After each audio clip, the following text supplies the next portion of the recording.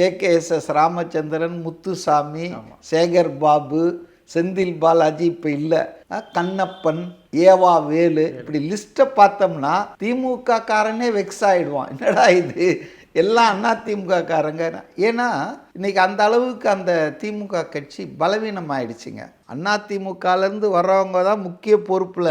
நீங்கள் திமுகவிலே இருந்தவங்க யாரான்னு பார்த்தீங்கன்னா இன்றைக்கி விரல் விட்டு எண்ணிடலாம். நேரு, துரைமுருகன், இந்த மாதிரி 1-2 பேர் தான். அதனால் ஊழல் என்பது 2 கட்சிக்குமே தமிழ்நாட்டு மக்கள்கிட்ட ரொம்ப கெட்ட பேரை ஏற்படுத்தியிருக்கு. அதில் ரொம்ப அதிக கெட்ட பேர் திமுகவுக்கு தான் நம்ம சொன்னால். அதுவும் இப்போ ஆட்சியில் வேறு இருக்காங்க. இப்போ KN நேரு மேலேயே 3வது முறையாக இடி FIR போடுங்கன்னு சொல்லிட்டு இப்போ கோர்ட்லலாம் எல்லாம் வெளியே வந்துட்டு இருக்குது. அவர் தேர்தலுக்கு முன்னால் கைது செய்யப்படுவாரா என்பதே பெரிய $1,000,000 கொஸ்டினாக இருக்குது. எல்லாம் 300 கோடி, 500 கோடி, 1000 கோடின்னு ஊழல் பண்ணியிருக்காங்கன்னு ஆதாரங்களோடு வந்துடுச்சுங்க. இப்போ நாங்கள் ஒன்றும் பண்ணலை, எங்களை இடி அரசியல் பழி வாங்குது அப்படின்னு யாரும் நம்புறதுக்கு இல்லைங்க. அவ்வளோ விவகாரங்கள் எல்லாம் கிடைச்சிருக்குதுங்க. ஸோ இப்போ லேட்டஸ்ட்டாக மகாபலிபுரத்தில் விஜய் சொன்னார் பாருங்க, நான் ஊழல் பண்ண மாட்டேன், ஒரு காசையும் எடுக்க மாட்டேன், மற்றவனையும் எடுக்க விட மாட்டேன்னு ஒரு ஸ்ட்ராங் மெசேஜ் கொடுத்தாரு பாருங்க.